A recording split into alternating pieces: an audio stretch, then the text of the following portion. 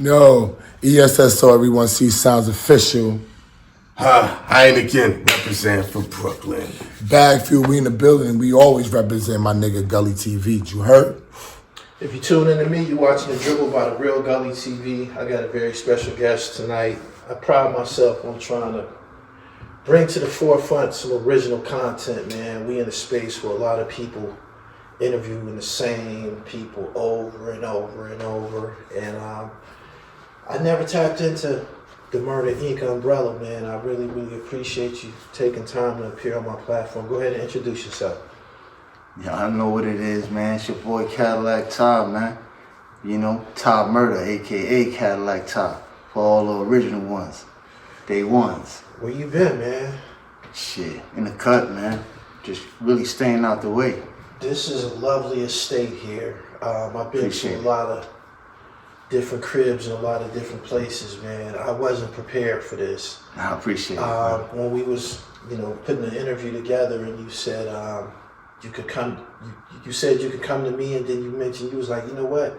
You could come to the crib and see how I'm living. I was intrigued by that. I said, I want to see what this nigga working with. You know what I'm saying? So I insisted on coming out here, and I can't. I'm speechless, man.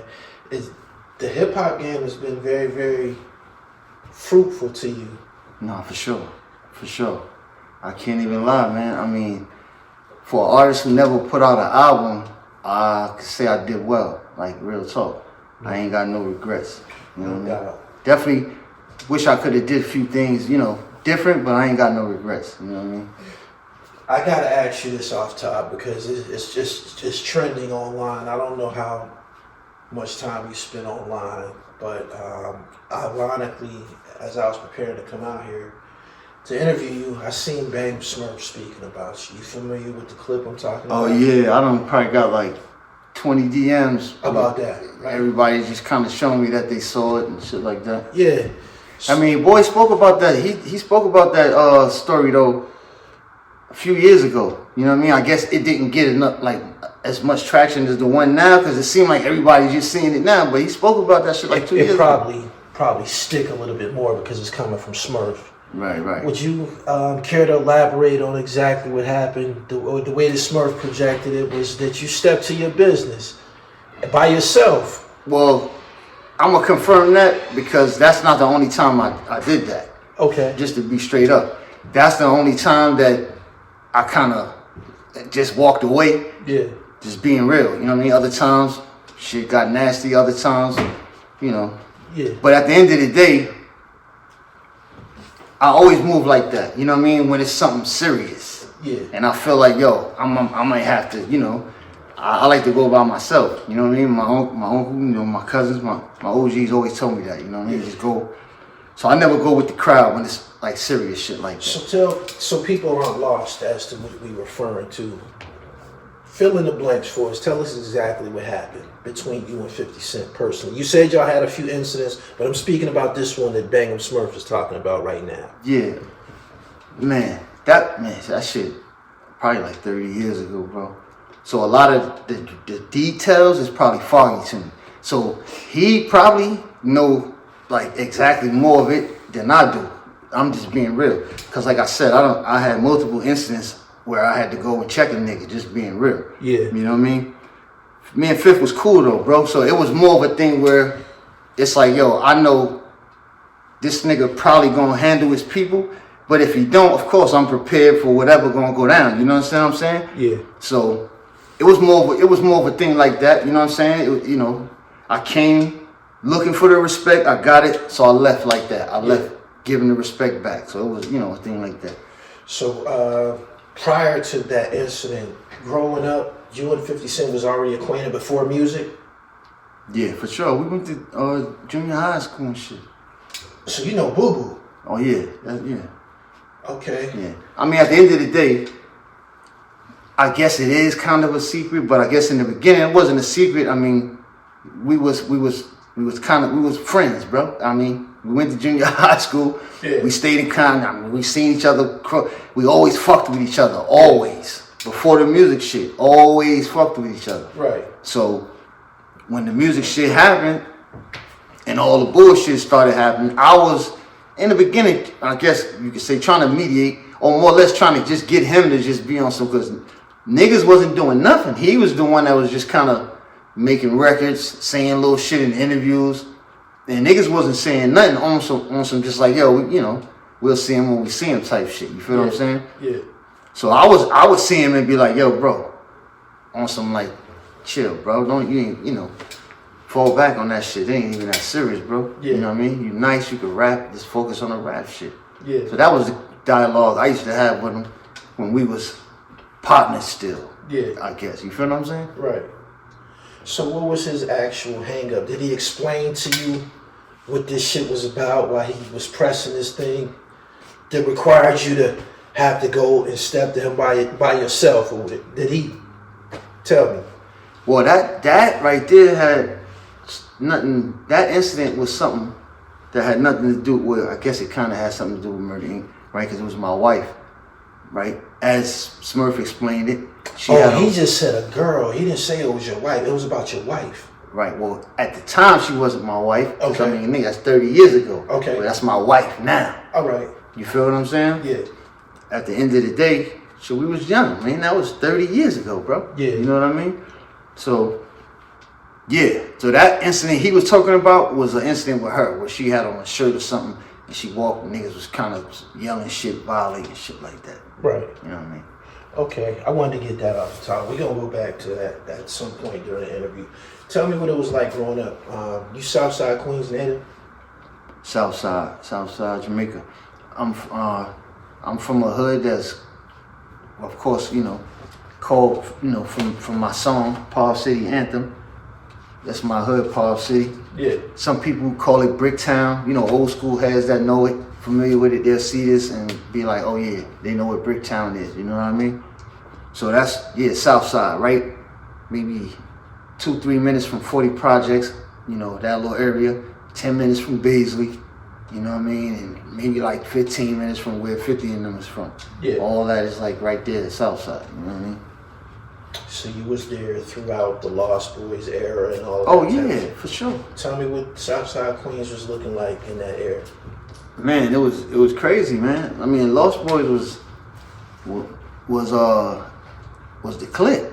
Yeah. At one point. I mean, that was before they even got on the music shit. They was the clique in the hood. Before they was fucking with music, that was some street shit. No, what I'm saying to you, street shit kinda, right? But I'm not gonna put that on them. They wasn't on no gangster shit. Right. They were street niggas, of course, but I'm saying they was still on the music shit. Cheeks had a name for going to clubs and shit, ripping shit. Lost Boys was known for that before they even got on. Okay. So when they got on, nobody was kind of surprised. Niggas was like, all right, about time. Niggas got their shot. Yeah. You know what I mean?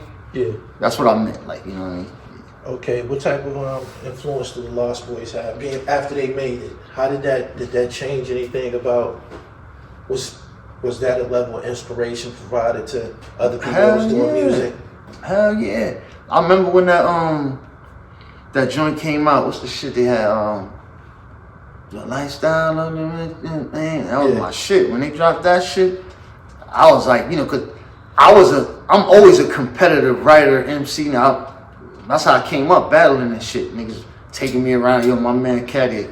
Well, I wasn't Caddy then. My man Tah, kill your man. Right. So I'm running around. So I'm always in battle mode shit. And when I hear records, I always be like, damn, I want that shit. I wonder if I could have did something better. Right. You know what I mean? But when I heard that shit, I was like, damn, them niggas nailed that shit. I love that record, bro. To this day, that's one of my favorite records they did. No doubt. Yeah. So during this period, you was a battle rapper? Well, I mean, I don't know. I mean, cause smacking and that style shit didn't exist. But just battling niggas in the hood. Just battling niggas in the hood, yep. For sure, yeah. All right. When did you start to take things serious and say, I'm going to start recording music? Man, I say like probably damn near a year before I got signed. That's crazy, right? Cause somebody, not that I started rapping a year, right? But like you said, that's when I took it serious. Yeah. Like a year before I got signed, so that was probably like in 98. All right. 98. Shit was rough. I just had my first daughter, my oldest daughter. You know what I mean? And I try to dibble in a little bit of little street shit, you know what I mean? Fuck around with some shit. Yeah. And it went bad, you know. Like bad, where motherfucker, you know, they ran in my crib, my grandma's crib, had people on the ground, all kind of, and that shit fucked me up. Right. You know what I mean? When that shit happened, it really fucked me up, because I'm like, damn, that shit was because of me. Yeah. You know what I mean? Even though nobody got charged, it was my shit and whatever, you know what I'm saying? But at the end of the day, I put them through that. You feel what I'm saying? So that shit kind of fucked with me. So at that point, I had tried to like get away from the street shit. I was like, you know what, especially while I was dead, still living at the crib, I was like, let me go see if I could just, you know, do some other shit. So I said, let me just fuck with the music, go hard. So I'm gonna do this shit for like 6 months straight. Right. If this shit don't work, then I know where I gotta go, to the street. You know what I mean? That was my mentality. I'm like, I'm gonna give my all for 6 months, writing, battling, whatever it is. Yeah. For 6 months. If this shit don't work, then I'm going to the block. You know what I mean? When did people start to take notice? Shit, probably like 2 months into me making that kind of oath to myself. Yeah. 2 months into that, you know what I mean? I ended up at my man Rev crib in the basement doing some shit, and just so happened he was one of the Gotti producers. Okay. And we did some shit that was fire over one of his beats. And he took it to the office the next day and let Chris hear it. I didn't even know he did. Yeah. And I came back over there, he was like, yo, my man Chris wanted to meet you and shit. I let the nigga hear the shit, And that was Chris Gotti. Mm-hmm. All right. It's crazy because it's like simultaneously my man Kareem from 40 Projects, me and him was running around. He was one of the niggas that was taking me around and shit like, yo, my boy nice, shit like that. You know what I mean? Whatever the case may be. And he was hollering at Chris too. Him and Chris was like, you know, real close and shit. So he was telling Chris about me at the same time Red was. You know what I mean? So that's how you ended up with Murda Inc. Yeah. Yeah. Wow. Yeah, so when you got there, they weren't a big deal yet though, right? Nah, shit, big deal. The label didn't even exist when I got there. Yeah. If I'm being straight up, I came to fuck with Gotti to sign to Def Jam. Okay. That's really was my dream. That's what I wanted to do. Right. Be on Def Jam. You Right. feel what I'm saying? So Murda Inc. didn't exist then. The concept came up because we was there, right? Vinny Vedovici, Ja Rule, the last song on the album, the song is called The Murderers. Okay. Right? That's the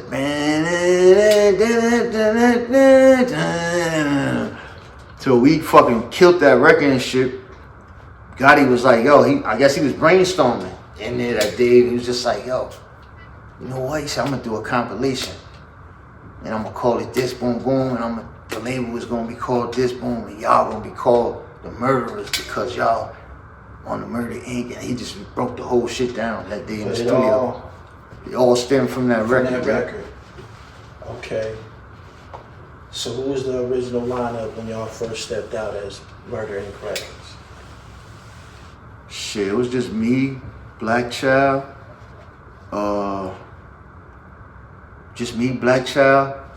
and I believe Rule. I don't even think Vita had got signed. Oh, no, she did. I believe she did got signed right around. So it was all of us. Yeah. Me, Black, Vita. Yeah. Matter of fact, Rule, yeah, it was us. So y'all didn't start getting national attention until Ja Rule appeared on that Can I Get a What record, right? Well, he did that before, again, like I said, before any of the Murda Inc. shit ever happened, he did that. That was... So when he was on that record with Herbal, it wasn't even a Murda Inc. yet? No. Okay. He was on Def Jam. The Murda Inc., they was in talks of, remember, Rule, Hove, and X. Yeah. Gotti was trying to put that together. Yeah, there was going to be a super group, that's right. You feel what I'm saying? What was the name? They had a name. I believe it was going to be Murda Inc. Oh, yeah? If I'm not mistaken, that was going to be the group. The original Murda Inc. Okay. You understand what I'm saying? Yeah. How far into this story did no matter how fashioned this interview, it's gonna ultimately end up being this like record beef war of how far into that did y'all start having these problems, or did this shit start taking shape? Everything that happened, how far into that? You told me you originally wanted to be a part of Def Jam. You met Chris. It wasn't even the Murda Inc. yet. How far along into the storyline before all of this shit started to happen? The shit started to hit the fan. It seemed or you saying, did shit started to pop off? How long before the problem started? Because you told me you went to school with him. Okay, so you went to school with 50. So okay, y'all didn't have no problem. Okay, so the problem started early, bro. Believe it or not, the problem started early, bro. Yeah. When I think about it, it started early because the original issue, I guess, with him and Rue, and I wasn't there when it happened. Of course, I was at the video shoot because we was shooting the video. Yeah. But the original incident supposedly happened at the Murder for Life video shoot, and that was the beginning of really the Murda Inc. shit. That was literally the beginning, right at there. That video shoot. For real. He felt that he slighted him. Right. Or didn't speak to him or something like Correct. that. Whatever that was. You know what I mean? That was that day. So the problems started, I guess, when the label started. Okay. Real talk. Yeah. Real word. It was kind of like, yeah. And at that point, it's not a problem for you because you know this nigga. So as this is going on, are y'all still seeing each other like, yo, what's up, boy? Yes. So as it's going, yeah, right. Like I said again, I'm seeing him and like, yo, bro, you know. Because really, at this time, he just did the record, the Murda, I don't believe. That is what sparked, right? That's when everybody knew he had a problem. Yeah. Because it wasn't nothing else. It wasn't like he walked away that day from the video shoot and told another nigga or came back and said, yo, nigga, you violated, you ain't, none of that. So nigga didn't have nothing. Nigga didn't know nothing until he did the record. Right. So niggas was kind of blindsided, like, oh shit, what is this nigga did a record? So that was that. Have you found yourself? Hold on real quick, pause. Let me just grab a water. Are you finding yourself being sought after? Are people trying to check for you or pursuing you because there's some shit going on? Recently, I believe I met you. We had our exchange. We introduced each other, exchanged numbers. And then like the next week, that shit happened. That's crazy. On the airplane and shit like that. That's crazy. And I didn't want to reach out to you because I said, he gonna think I'm hitting him up about this shit that happened on this motherfucking airplane and shit. But anyway, everybody wants to know what you got to say about the airplane, that airplane incident. The airplane shit was clown shit, bro. That's all I'm saying, clown shit. Real talk. Cause I'm just like, yo, but I guess, I don't know, man. These niggas, they got a podcast, you know, it buzzed, it was talked about for the rest of the week. It's just all about this content shit, bro. Niggas is just all on content shit. Cause I'm like, that's not G shit, bro. Like, I'm just not like, I'm not fucking with a nigga that I got an issue with unless I'm about to fuck with a nigga. Yeah. Like, you get my drift? Like, I'm not saying nothing to him. I'm not kicking the back of his seat. I'm not doing nothing unless I'm getting ready to go there with a nigga. You feel what I'm saying, bro? Yeah. So, I don't know, man. I just thought that was some clown shit, bro. It was unnecessary and it was clown shit, bro, because niggas could have handled that really different. If you really want to do something and you want to really get some good content, wait till you get off the joint and try to put this on content. Yeah. Cause Rule would have probably dusted both of them niggas off on some real shit by himself. Yeah. I'm just being real. I met Ja Rule at he probably would have dusted both of them niggas off by himself. I met him at Ghostface's birthday party. Ja Rule ain't no little nigga. Nah, Ja boy, Rule ain't no little nigga. And boy could scrap, bro. I'm just saying he could scrap. I mean, nigga, he could fight. So niggas play games with that nigga if you want. Like you know what I'm saying? Like, you probably gonna get something you don't think you're gonna get, but fuck with that nigga if you want. Okay, I had to get that out. How many incidents over the years? We've read about it in magazines, books, it's been documented. But it hasn't been documented on the Real Gully TV. How many incidents happened between y'all and you were there? Like, I guess was you in that studio in Atlanta and shit like that? Nah, what studio in Atlanta? They was in the studio and somebody cut the lights. Nah, that was in the Hit Factory in Manhattan. That was in Manhattan. That was in Okay. Manhattan. Yeah, I was in that was our session. You were there? That was a Murderer's session, I believe. Right? Or was that? No. Yeah, that was a Murderer's session, I believe. Yep. So that was our studio session. So y'all recording, Mm-hmm. and somebody say, G-Unit here, 50 them here. Well, I mean, it ain't somebody. Everybody know the story. Fucking Praz from the Fuji. He told y'all that the niggas was Yeah, there? Praz came in there and shit. And was like, you know, Praz a funny nigga. He in there, you know, having a regular conversation. And just like, oh yeah, you know, by the way, what's her name down there? On some shit like that. Yeah. So how did the confrontation take place? Y'all was in the studio recording. How did y'all end up in the same space? Man, that shit was so long ago too, bro. I'm gonna keep it 100 with you. If I start trying to do that, I would be lying. If I try to give you the details on how niggas got and what. Yeah. Cause really, I wasn't involved with the actual scrap either, so I couldn't even tell you who swung and who did this, who did. I couldn't even tell you none of that. Yeah. You know what I mean? Just from what was told, niggas got busy. You know what I mean? Right. Niggas got busy. Shit happens, man. You know what I mean? When did it get to the point where you say, okay, now I got a problem with this nigga? You said you knew him from school. You said y'all was on speaking terms. I seen an interview before I came down here. I did my research, and you went as far as saying, like, you know, we was peoples, we was cool and shit. Like, you know what I'm saying? Yeah.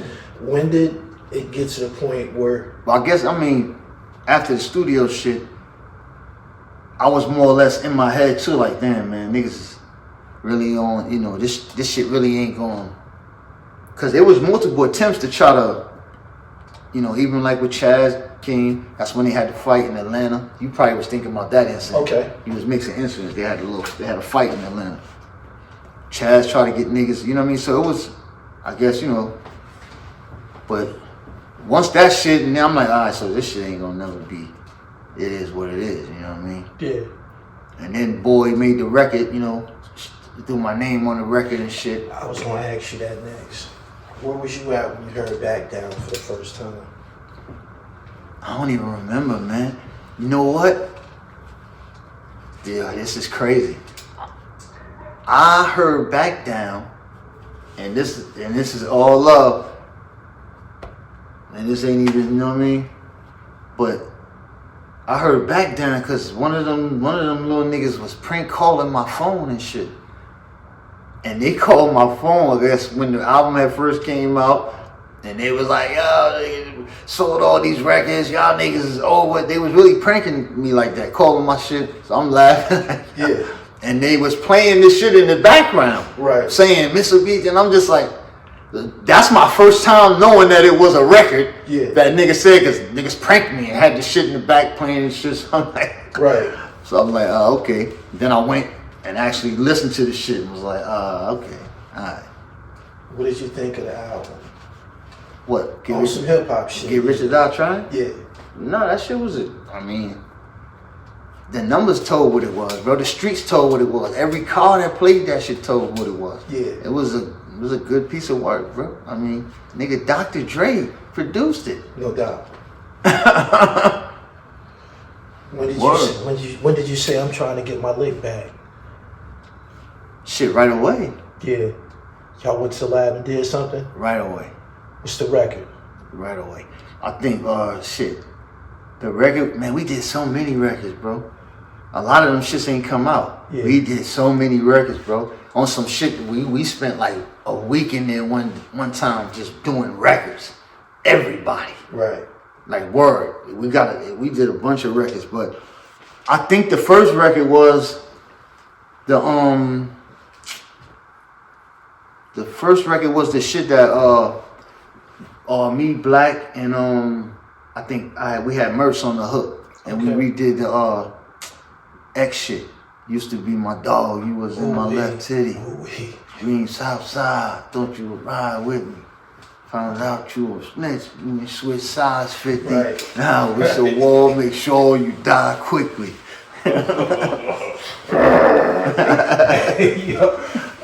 Recently, Mano dropped a record called The Algorithm, and he mentioned all of us. And I ain't gonna lie, I said this on my live stream. If he didn't mention my name, You'd have felt some way? I would have felt some type of motherfucking way about it.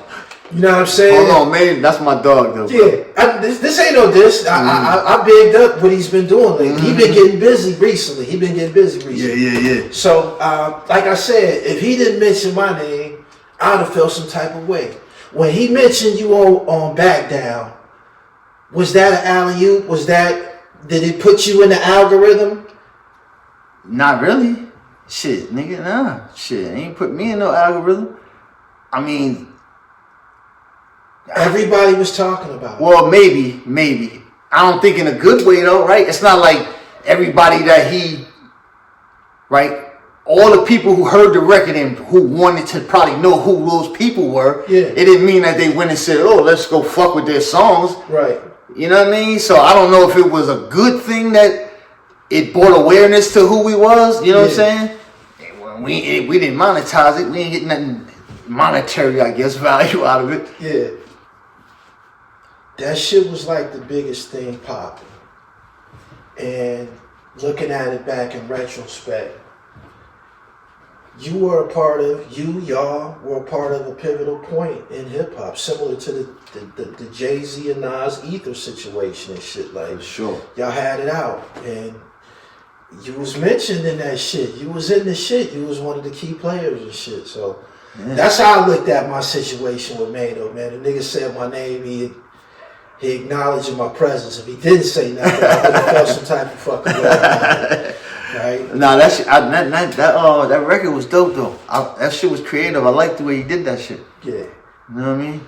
No doubt. When Maine was in his bag though, anyway, man. He did. He put that together. Even the other shit he did, answering homeboy shit. Yeah. That shit was fire. Yeah. He's having his moment. You know what I mean? God has a time and place of everybody's manifestation, everybody's season. And I said that on my live stream. I said, people say whatever they want about Mano. Mano has continued to be a part of this hip hop shit for 20 years and shit. I mean, that nigga doing something the fuck right. He's still around. You know He's what I'm still saying? around. Yeah. A lot of niggas ain't around. I know motherfuckers might see this and be like, nigga, you ain't around. I'm like, I'm choosing not to be around. Believe that. If I pan, believe I'm choosing not to be around. If I pan this camera and they see this fortress that we recording in, and they understand this shit, you ain't gotta do much. You know what I'm saying? You ain't gotta do much. I just be honest with you, bro. I got like bad taste, sour taste in my mouth from the industry shit. Yeah, you said that I'm somebody, you just referenced yourself as somebody who never dropped a full-length album. Did you feel that you didn't really get your shit off? Did that issue with G Unit, it definitely changed the public's perception of Murda Inc. For sure. Right? In the midst of that, you never got a chance to get your shit off? Never. I still feel like to this day, I ain't get my shit off. Like I said, I don't have no regrets, bro, how shit played out. Right. But again, I said I would have done some things different if I could, you know what I mean? But that's not me having no regrets, you know what I mean? But I definitely felt like I ain't getting my shit off. What could you have done different, in your opinion, today? For starters, the main thing, I would have just put the album out. Yeah. That was the one thing. It was done? Yeah, it was, It was done. I had heap shit on there, bro. I had Nate, I had this one record that, shout out to Mizza, you know what I mean? West Coast. My guy out there, he produced it and got Nate on it for me, you know what I'm saying? Oh, the shit was fucking, I want that record right now. After, we left Def Jam, they hold the master, so I never even was able to walk with the song, bro. Yeah. That's crazy. And this shit was dope, bro. And then Nate Dogg didn't miss. Nate Dogg don't miss. This shit was fire, bro. So I'm like, I definitely feel like I ain't get my shit off. Right. Word. I'm looking at platinum plaques. They adorn your walls. And I'm Tell me how does that feel to be acknowledged in that manner? You got one over here that said over 1 million sold. You got the Fast and the Furious. This one right here, the over 1 million sold. That's the soundtrack. That's the first Fast and the Furious movie that we did the soundtrack for. And remember, Rule was in the first movie. Yeah. The franchise before it was. I don't even know if they probably, knowing them, they probably already had the 8 movies back when they had this one. But at the end of the day, that was the soundtrack we did, and we put the Paul City Anthem record on there. So that was kind of like the single for this soundtrack. Oh shit, you got a little something off. Shit. Yeah, You know what I mean? So, that's a good look. There's a lot of different roles that a guy can play in the music business to earn a check. You got producers, you got the MC, and I'm told that the MC is actually the one who doesn't get a larger portion of the pie. And you was able to establish yourself as a, very, very essential writer at Murda Inc.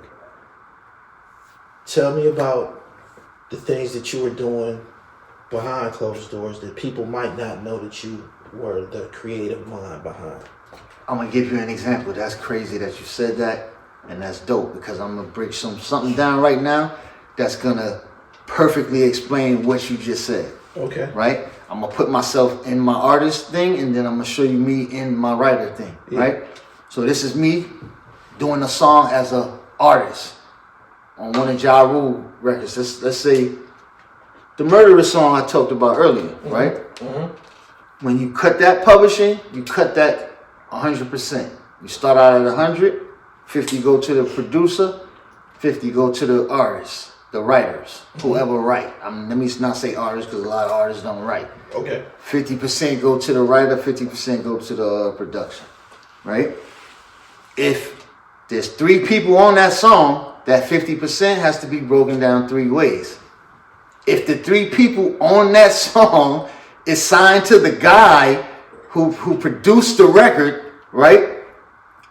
And like a sort of publishing deal, and he gets a little piece of the shit the 3 of them is on, right? So now what would have been an equal 3 split for the 3 artists is not an equal 3 split, right? Because now 20% of that go to him, right? So now what would it look, whatever it looked like, I don't know the exact numbers, but let's just go with say 12% now, right? You take the 2% off that, now you're down to 10%. So now for doing a record on a featured record, you got 10% off that as an artist. Yeah. If it's my record solo, then it's just me splitting it with the dudes, and then 20% off that, then I'll get whatever that is. You know what I mean? 40 whatever percent, whatever, right?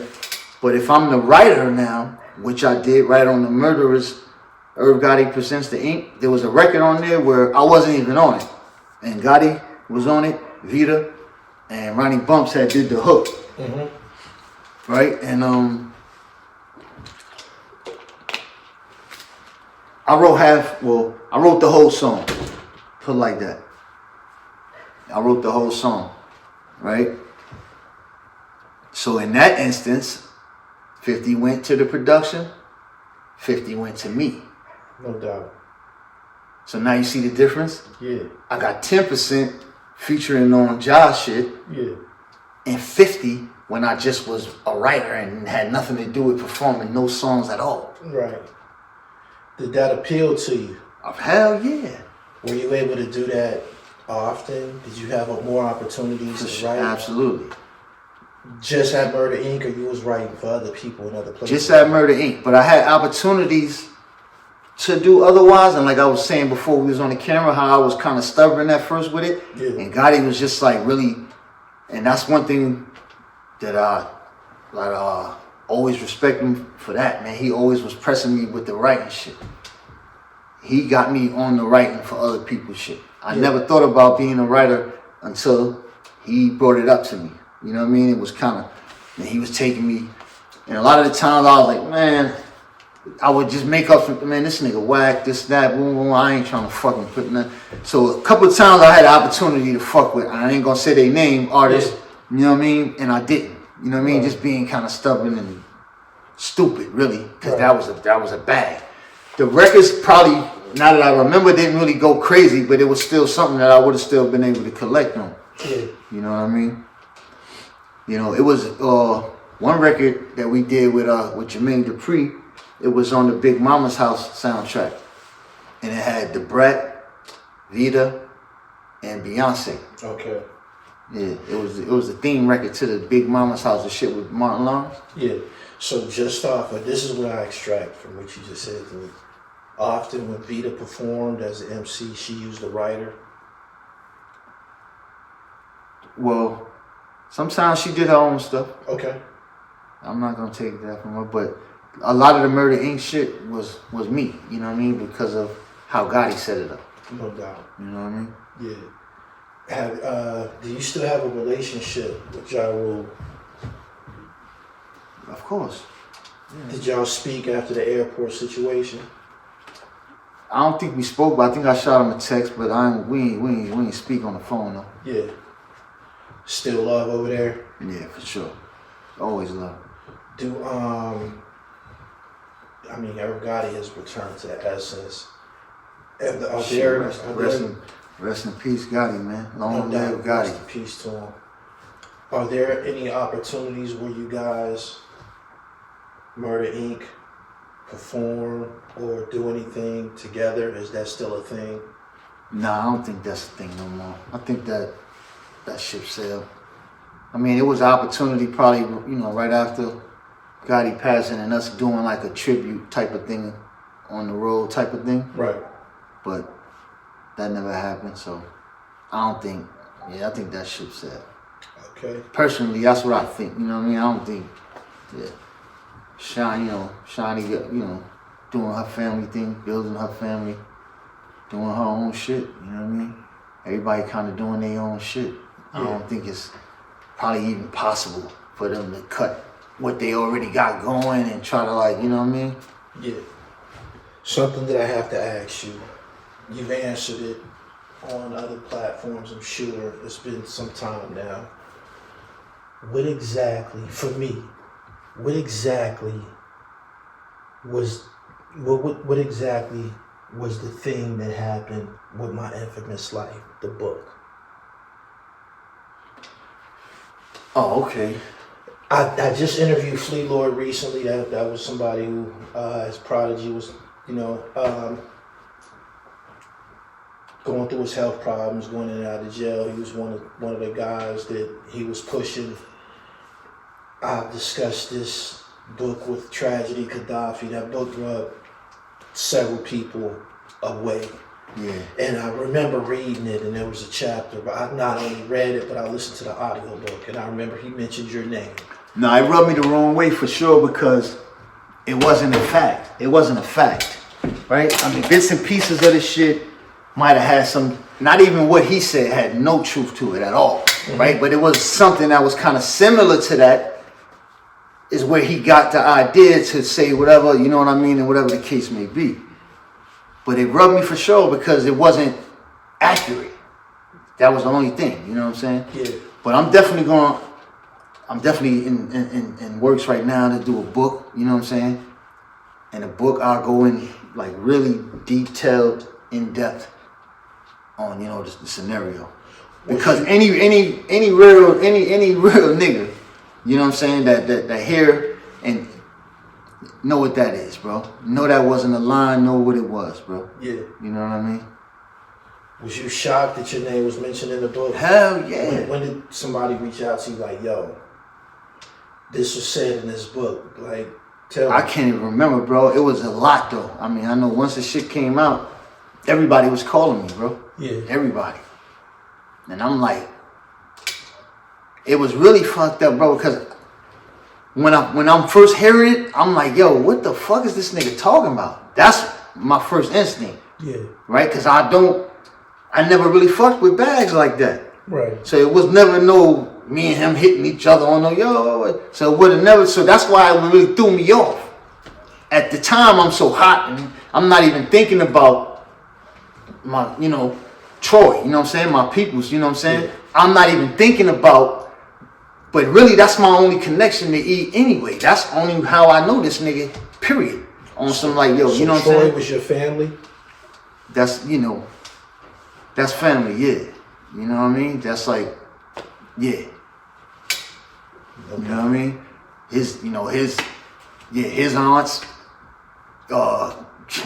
from the sandbox with my aunts and their mother and my aunts, they you know, married to this. It's like, you know, it's family shit, bro. Yeah. His uncle and my uncle was in the band when they was teenage, all kind of weird shit like that. Like, you know what I'm saying? Yeah. Like that type of shit, you know what I mean? Did you and Prodigy have a relationship at all? Nah, not at all, bro. I met that dude once. Yeah. At the crack house. I saw him twice. I met him, and then I saw him like right after we met, like days after that, because the niggas had did some show or shit, whatever. But that was it. Word, I ain't know the nigga nah at all, bro. And it's crazy because I showed the nigga love when he came to the crack house. Yeah. Real talk, you know what I mean? Showed the nigga love on some real shit. And nigga was being, you know, I ain't gonna do that because this gonna make it seem like, but nigga was acting all timid and shit, real on timid shit. And I'm just like, damn, this the tough, Mobb Deep nigga. I'm like, you know what I'm saying? Cause I was just silly like that. I get around niggas and check their temperature, like, yo, oh, this the tough, this the, you know, right. This to see, you know, oh, okay, all right, you cut, you good. You cut like me, you good. No. But I'm like, yo, boy was like kind of like weird and timid and shit. You know what I mean? He had a kind of weird aura and shit. And probably niggas who know him hear me say that know what I mean by that. You know what I'm saying? I ain't trying to shit on a nigga or nothing like that. Yeah. That was just that. Let's bring things up to date now. We talked about the past. I appreciate you being transparent with me in that regard. What's going on with Caddillac Tah today? Well, shit, right now, bro, as you see, I got my little studio set up right there. I'm hitting the MPC, bro. I'm producing. I put together a production team right now. Really, my partner, my boy Knock. That's my dude right there. Columbus, Ohio. This boy is the truth, bro. He been the truth since he was 16 years old. Boy produced a record for me when he was 16. You know what I mean? So me and him, you know, we got this production team going on right now. And yeah, it's promising, man. I'm excited again about music. You know what I mean? Because really, like I told you before, it left a bad taste in my mouth, bro. Real talk. It just left a bad taste in my mouth. All the phony, fake shit. You know what I mean? I couldn't take it, bro. Word. How did you go from being a lyricist and a writer to on the production and the things? Was that something that you was always touching on? The crazy thing about it is, like my wife would tell me that I always was producing, even when I didn't even realize I was producing. You know what I mean? A lot of records, I came up with like samples and shit, and producers do, you know, that's my wife right there. Producers just do kind of like what I tell them, like, yo, I come up with an idea, yo, do this like that, and chop it like that, make this shit sound like that, this and that, not even realizing that that's producing. That's producing. You know what I mean? I done did that multiple times for records that I ain't even get credit on. Like I done did that shit for Rural Records. Right. Shit, like one of his biggest records, bro. I can say I kind of co-produced. This shit is crazy because the producer had gave me the track. You know what I mean? And I was like, damn, you know what? We should do this, do that, put this, that, and make this shit sound like that. I said, damn, I'm gonna tell Lil Rob. I go tell Rob, yo, boom, boom, boom, boom. Rob cooks the shit up. The shit is fucking heat. It's fucking every little thing that you do. Oh, wow. But I'm like, it's not really me, because that shit is like that, you know, but the shit is fire. Rule hear the shit instantly, like, yo, he start doing this shit. I'm like, that nigga, that's him. You know what I mean? So he, like I said, one of his biggest records. But I can kind of say I had a little, you know, co-production shit in there. Before y'all got Christina Milian to sing that hook, y'all had already put those verses together or structured that song, so all she had to do was just do the vocals? Right. Correct. Incredible. He wrote what she sung.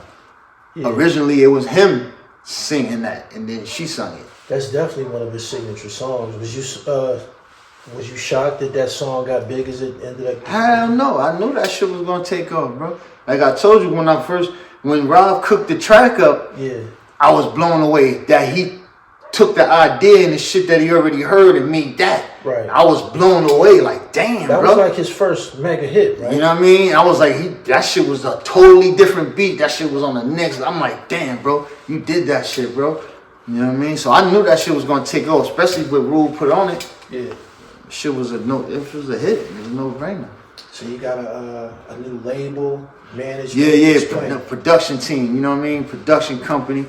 I'm starting out with that right now. I ain't doing the label thing right now. We just doing production right now, working with artists. You know what I'm saying? And trying to build chemistry with artists, not just kind of sending beats out, hoping dudes pick. Nah, I'm trying to tap in with the artists, build chemistry, and really try to build a storyline. Cause that's really what it's about right now. Yeah.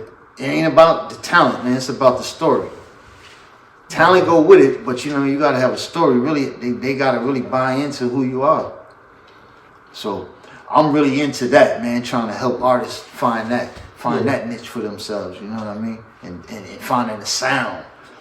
You know, like I was telling you off the camera before. Right now, we had an opportunity to produce a joint for Great God. You know what I mean? Yeah. Shit is dope. You know what I mean? Great God, that nigga is fucking the hardest nigga in the city, bro. And I'm not even saying that because like boy is the hardest nigga in the fucking city right now. Real talk. No doubt. No doubt. Have you looked into distribution situations for the production team, Nah, I ain't even really, bro. I just been on this stage of it just to work. Yeah. Almost just like building the catalog in the sense of the joints. Yeah. You know, I don't want to do the put the proverbial cart before the horse type shit. You know what I mean? No doubt. So I'm trying to really, man, I got this MPC in December, bro. My wife snatched this shit from me, bro. Real talk. I've been playing with this shit for 90 days. Yeah. And shit sound like the way it sounds. Self-taught, or you using self-taught insight that you picked self-taught. up at? Okay. A little bit of stuff I had from before, but self-taught. YouTube University. YouTube. I tell niggas all the time, man, you could build a house from the ground up fucking with YouTube. YouTube University. Real. Straight like that. And a little bit of fucking chat, what's that shit? GPT or whatever the fuck that shit is. Another major weapon that we got available to us now. Word. Caddy, I appreciate you inviting me through. Yeah, I appreciate you too. Gully TV, man, I told you, man, I don't really fuck with niggas like that, bro, but I kind of fuck with your shit, bro, because I for one thing, bro, and it ain't even about a whole bunch of views, ain't about who you interview, none of that shit, but I love the way you be standing on your shit. I fuck with niggas who stand on their shit, period. No doubt. I get that a lot. You know what I mean? Yeah. Appreciate you, So man. just stay solid, my nigga. That's all I can say, bro. Tell my viewers where they can find you at on social media. Shit. You know, at Caddillac Tah. Go follow me on Instagram at Caddillac Tah. I'll be on there here and there, but I'm gonna start getting active more. You know what I'm saying? Probably build a Bank Bag production page. Shit. All the artists out there, everybody that fucked with me before, shit, like got that heat. Get at me, bro. DM me, do whatever. I got some heat. Y'all gonna hear this shit, Great God. You gonna put out, you know what I'm saying? That shit is, man, it's that. My man, appreciate you. My boy, Belly TV, appreciate you. Heard the voice, saw the face, made the choice. Young Money Militia Gang Zone, Corey Guns, and you watching Dribble, Gully TV. Let's get it.